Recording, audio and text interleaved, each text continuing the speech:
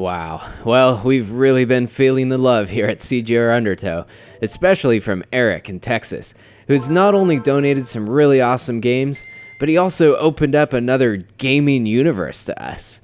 Now, no Game Boy games are safe from the reviewing clutches of Undertow. Mwahaha!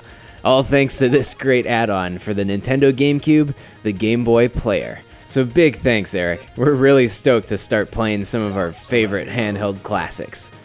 So the Game Boy Player, released in 2003, is an add-on device that attaches to the bottom of your GameCube via the high-speed parallel port. It's really easy to put on. It matches the exact footprint of the GameCube, and it really only adds about an inch of height to the console.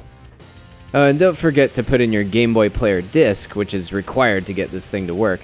But after that, it can play any Game Boy, Game Boy Color, or Game Boy Advance cartridges, which are inserted into the front of the device. There's also an eject button on the side that might put your eye out. Pacha! So hopefully you can still see at this point, because it's great to be able to play from this vast library of games on a bigger screen, a feat before that could only be accomplished by the Super Game Boy accessory for the Super Nintendo, which plays original Game Boy games and a few select Game Boy Color games with a limited color palette. But one thing to keep in mind with the Game Boy Player is what controller you're going to use.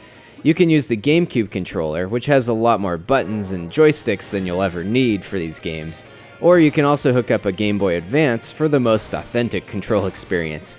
There are also some third-party controllers compatible as well, if you can still find them. But as far as controllers go, a huge plus is adding another player. With the Game Boy Link cable, you can hook up an extra Game Boy Advance or two for some of those great multiplayer games. The Game Boy Player also includes several options to change your display settings. There's 20 different backgrounds you can frame your screen with, ranging from a virtual Game Boy to the deep reaches of outer space, or just black. And you can also change the screen size, and even adjust the sharpness levels from soft, normal, and sharp.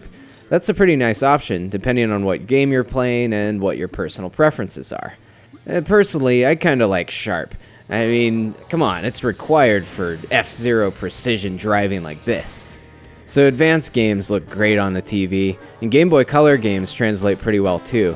And if you're playing an original Game Boy game, there's a selection of 12 preset color palettes that can only be set during the Game Boy logo splash screen at the beginning of the game.